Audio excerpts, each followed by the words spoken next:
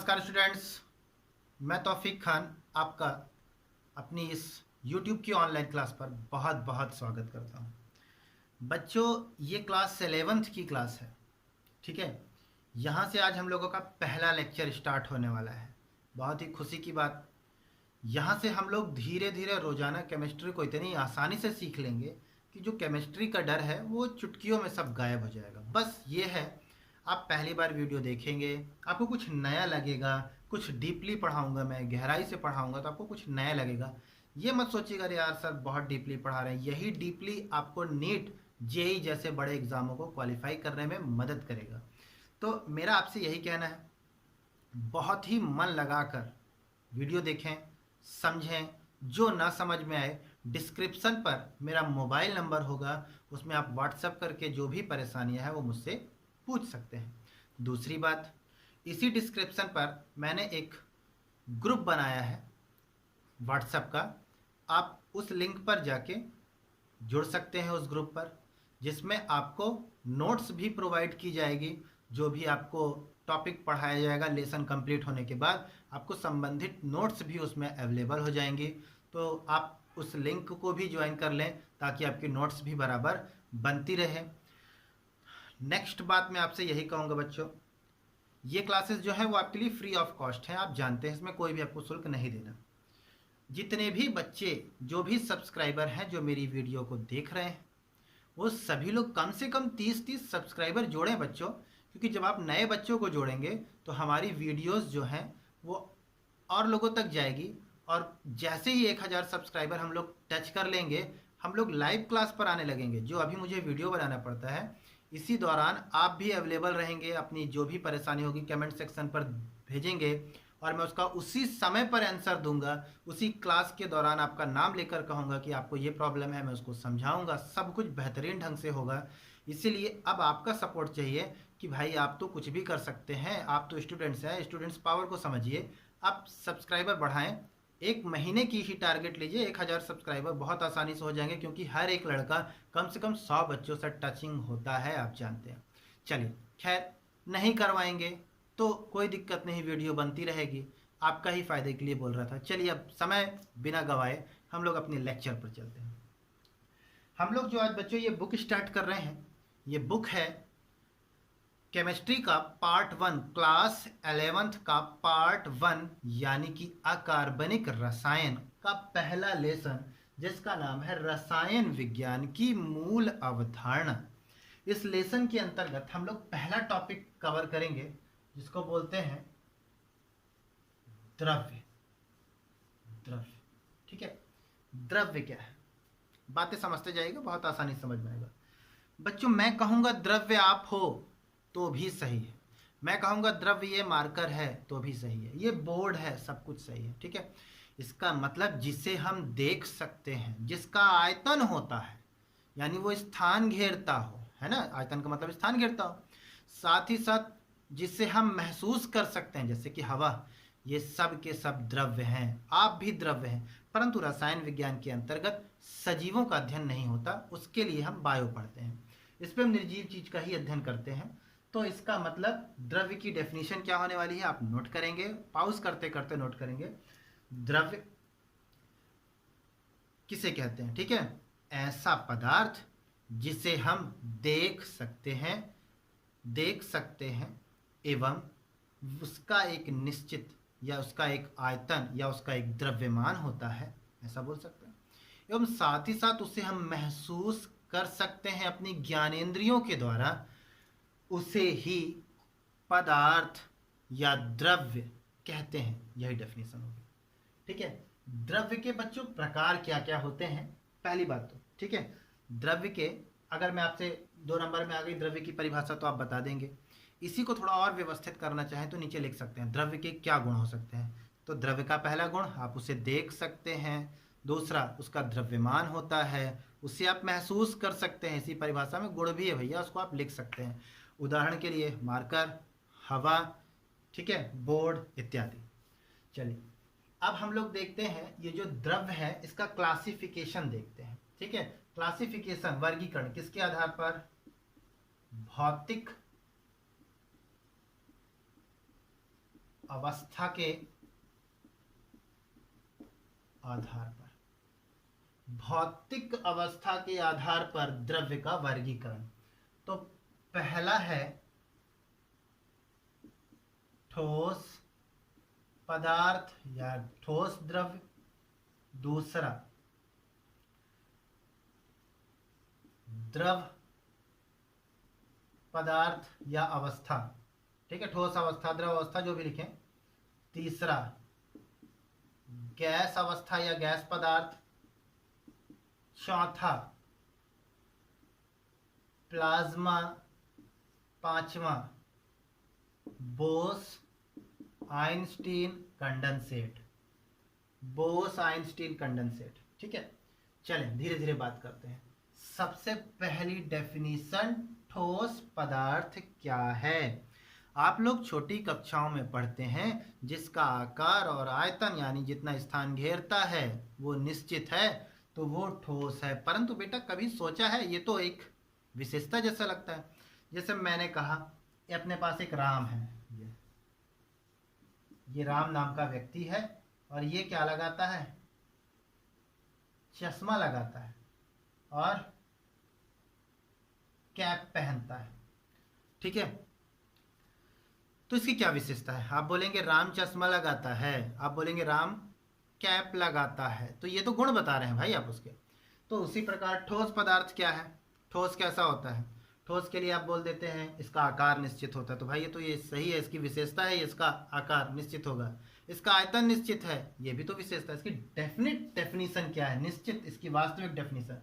तो देखिए ठोस पदार्थ क्या होता है, ऐसा पदार्थ, ठीक है, जिसके अवयवी कण, अवयवी कण का मतलब होता है बच्चों जिससे वो मिलकर बना हो। वो जो पदार्थ की हम बात कर रहे हैं वो ठोस है, वो जिससे मिलकर बना है उसको अवयवी कण कहते हैं। अवयवी कण या तो अणुओं के रूप में, या तो परमाणुओं के रूप में, या तो आयनों के रूप में होते हैं, ठीक है। तो क्या बोलेंगे ठोस पदार्थ की डेफिनेशन? आप बोलेंगे ऐसा पदार्थ जिसके अवयवी कण एक दूसरे के बहुत नजदीक होते हैं, बहुत पास पास होते हैं, और पास पास होने के साथ साथ इनमें अंतरावकाश कम बनता है। अंतरावकाश क्या है वो देखिए। ठोस पदार्थ का बच्चों में एक एग्जांपल ले लेता हूँ। मैंने कहा मेरे पास Fe है, आयरन है, तो परमाणु का आकार आप छोटी कक्षाओं में पढ़ते हैं गोल होता है। तो चलिए एक ये देखिए, एक Fe का परमाणु, एक ये परमाणु, ठोस है ना, इसीलिए एक दूसरे के पास पास बना रहा हूँ मैं। ये देखिए ये इसी प्रकार जुड़ते हुए आगे चले जाएंगे, नीचे आ जाएंगे, आप इतने पे समझ जाएंगे। तो देख रहे हैं सभी अवयवी कण एक दूसरे के पास पास हैं। इनके ये जो बीच का गैप है ना, इसी को हम लोग अंतरावकाश कहते हैं। तो सोचिए अगर ये गोले और दूर होते तो अंतरावकाश भी तो और ज्यादा होता, फैला होता। ये गोले और दूर दूर होते तो ये गैप और बड़ा होता। तो क्या होता है, अवयवी कण जब एक दूसरे के बहुत नजदीक सटके होते हैं तो ये जो गैप है ये बहुत कम होता है। इसीलिए आप कहेंगे ठोस पदार्थ की वह अवस्था है जिसमें अवयवी कण एक दूसरे के अत्यंत नजदीक तथा उनमें अंतरावकाश कम होते हैं, उसे ही ठोस पदार्थ कहते हैं। ठोस पदार्थों का यह गुण है कि उसका आकार, इसका आकार हमेशा निश्चित होगा तथा, अब भाई ये मत कहिएगा कि सर ये तो निश्चित नहीं है, उसको मैं ले जाके आग में रख दूं तो ये तो पिघल जाएगा। तो भैया आप कुछ अतिरिक्त सोर्स दे रहे हैं। नॉर्मल कंडीशन पर ये आज भी वैसा है, कल भी वैसा रहेगा। इसका मतलब ठोस का आकार निश्चित है तथा जितना स्थान ये आज घेरता है इतना ही कल घेरेगा, ठीक है। सेकंड डेफिनेशन कहलाती है द्रव पदार्थ या द्रव अवस्था भी बोल सकते हैं इसको। ध्यान दें, द्रव में एक एग्जांपल लेते हैं पानी। आप देखिए पानी जो है वो बहता रहता है, बहता रहता है। वो क्यों बहता है? अगर सोचिए वो ना बहता तो ठोस होता, है ना। ये पानी ना बहता तो वो ठोस होता। इसका मतलब ठोस के लिए क्या पॉसिबिलिटी है? अवयवी कणों का पास पास होना। लेकिन ये तरल है तो बेटा है क्या कि द्रव पदार्थ या द्रव अवस्था किसी पदार्थ की वह अवस्था है जिसमें अवयवी कण एक दूसरे के पास पास तो होते हैं परंतु इतना नहीं जितना ठोस के होते हैं। इसका मतलब अगर मैं द्रव का बनाऊंगा तो ये ऐसा ऐसा ऐसा, देख रहे हैं कुछ, देख रहे हैं कुछ दूरियां दिखा रहा हूं मैं आपको। ये देखिए कुछ दूरियां दिखा रहा हूं, तो ये दूरी एक मानक के अनुसार है, जरूरी नहीं इतनी ही दूरी है। तो है क्या, इसके जो अवयवी कण हैं एक दूसरे से दूर होते हैं परंतु ठीक है ठोस के जितने पास नहीं होते, दूर होते हैं। इसी कारण द्रवों में तरलता यानी बहाव पाया जाता है, एक स्थान से दूसरे स्थान तक बह जाता है। आप इसको बताएंगे। दूसरी बात, जो द्रव विशेषता अगर बात करें तो जो द्रव होता है इसका आकार निश्चित नहीं होता, ये किसी पात्र पर निर्भर करता है। आप अगर जग में डालोगे तो पानी जग के जैसा दिखेगा, गिलास में डालोगे गिलास, बोतल में डालोगे बोतल, चुल्लू में लोगे तो चुल्लू के जैसा, मुंह में डालोगे तो मुंह के जैसा, जैसा डालोगे वैसा ही उसका आकार हो जाएगा। ठीक है, तो यही क्या है आपकी द्रव अवस्था, और साथ ही साथ इसका आयतन भी निश्चित होगा। भाई आपके पास 100 ml पानी है तो 100 ml पानी को आप किसी लोटे में डालोगे तो वापस 100 ml ही होगा, बस लोटा खाली होना चाहिए। नहीं पता चला सर वो तो बढ़ गया, भाई तो पहले से पानी भर रखे हो। तो आपका कहने का मतलब, मेरा कहने का मतलब क्या है कि जो द्रव होता है, ठीक है, इसका आकार निश्चित नहीं परंतु आयतन निश्चित है। आकार अनिश्चित, आयतन निश्चित, यही है द्रव। ठीक है, इसके बाद गैस की बात करते हैं। ठीक है, गैस की बच्चों यदि हम बात करते हैं तो ये जो गैस के अवयवी कण होते हैं एक दूसरे के पास पास तो हैं, लेकिन द्रव पदार्थ ठोस पदार्थ की अपेक्षा दूर है। समझ में आई बात? यानी कि जो गैस पदार्थ के अवयवी कण है, यानी गैस जिससे मिलकर बना है, उसके अवयवी कण दूर दूर होते हैं। ठोस द्रव के जितना पास पास नहीं, इनसे दूर दूर होते हैं। इसी कारण हवाओं में, गैसों में अधिक गतियां होती हैं, वो एक स्थान से दूसरे स्थान तक बहुत फास्ट पहुंच जाती हैं, जल्दी पहुंच जाती हैं। ठीक है, विसरणता का गुण ज़्यादा पाया जाता है, फैलाव इसमें बहुत ज़्यादा होता है। ठीक है, इसका क्या है गुण? इसका गुण, इसका बच्चों आकार अनिश्चित, हवा को जहां भी भरोगे हवा उसी के जैसे हो जाएगी, तथा साथ ही साथ इसका आयतन, इसका जो वॉल्यूम होता है वो भी अनिश्चित होता है। ठीक है, इसका जो आयतन है वो भी अनिश्चित होता है। इतनी चीज़ें आपने देखी, इसके बाद ये दो जो अवस्थाएं देख रहे हैं आप, इसको शायद न पढ़े हों। इसको कहते हैं प्लाज्मा, इसको कहते हैं बोस-आइंस्टीन कंडेंसेट। प्लाज्मा बच्चों ये खून वाला नहीं है, सबसे पहली बात, ये भी पदार्थ की एक अवस्था है। बी बोस, ई आइंस्टीन, सी कंडेंसेट। ठीक है, तो ध्यान से इसको आगे देखते हैं, मैं रफ कर रहा हूं। ये डेफिनेशन आप इसको बराबर मेरी वीडियो को पॉज कर करके नोट करते चलिएगा। ठीक है, चलिए अब मैं ये दोनों को समझा रहा हूं आपको। प्लाज्मा देखिए, समझिएगा, अपने पास हाइड्रोजन है, हाइड्रोजन का परमाणु क्रमांक कितना होता है? 1। इस हाइड्रोजन के परमाणु पर आपने बाहर से कोई एनर्जी दी, तो जब ये परमाणु का इलेक्ट्रॉन ऊर्जा ग्रहण करेगा तो इलेक्ट्रॉनों को क्या करेगा? त्याग देगा। एक इलेक्ट्रॉन मुक्त हो गया और हाइड्रोजन किस रूप में हो जाएगा? आयनों के रूप में, क्योंकि हाइड्रोजन इलेक्ट्रॉन त्यागे हैं, निकाले हैं, तो वो प्लस में हो जाएगा। अभी ध्यान से सुनिएगा, जब किसी गैसीय परमाणु पर बाहरी सोर्स से एनर्जी या ताप दिया जाता है तो वो परमाणु इलेक्ट्रॉनों को त्यागता है और खुद आयनों में टूट जाता है। इन्हीं दोनों के मिश्रणों को, यानी इलेक्ट्रॉनों के और आयनों के ही मिश्रण को हम लोग पदार्थ की प्लाज्मा अवस्था कहते हैं। प्लाज्मा अवस्था कहते हैं। ये अवस्था बच्चों सूर्य में देखने को मिलती है। ठीक है, सूर्य में ऐसा होता है। तो आप सोचे भैया आप लोग इसको समझने की कोशिश करें कि जो प्लाज्मा है वो कुछ ऐसे छोटे मोटे टेम्परेचर पर नहीं होता। लगभग गैसों को आयनित करने के लिए हमको 4000 डिग्री सेंटीग्रेड से 5000 डिग्री सेंटीग्रेड की आवश्यकता होती है, तब जाकर गैस इलेक्ट्रॉन और आयन के रूप में विखंडित हो जाती है और एक प्रकाश, एक ज्वाला निकालती है। उसे ही पदार्थ की प्लाज्मा अवस्था कहते हैं, जो कि सूर्य में देखने को मिलती है। इसके बाद हमारे पास बीईसी, बोस-आइंस्टीन कंडेंसेट। बच्चों ये जो बोस हैं, इनका पूरा नाम सत्येंद्र बोस, जो कि भारतीय वैज्ञानिक थे। ई आइंस्टीन, जो इंग्लैंड के वैज्ञानिक थे। इन्होंने सिर्फ एक परिकल्पना दी। इन्होंने सोचा प्लाज्मा में क्या हुआ था? प्लाज्मा में ये हुआ था कि हमने किसी गैस को बहुत हाई टेम्परेचर दिया तो वो आयनों में टूट गई, एक दूसरे से दूर दूर हो गई। यही आपने सीखा है ना। तो ये बीईसी, बोस-आइंस्टीन कंडेंसेट में इन्होंने सोचा कि यदि अगर हम गैसों को ठंडा कर दें तो वो कण एक दूसरे के पास पास आ जाएंगे। यही इनका कॉन्सेप्ट था। ठीक है, इसमें उष्मा दी जाती है, गैसों के कण एक दूसरे से दूर होते हैं आयनित होकर। परंतु यहाँ पर अब हम उसको ठंडा करेंगे तो अवयव एक दूसरे के पास पास आएंगे। यही बोस-आइंस्टीन कंडेंसेट की परिकल्पना थी, सोचा था, परंतु इस सोच पर काम अमेरिका के 3 वैज्ञानिकों ने किया था।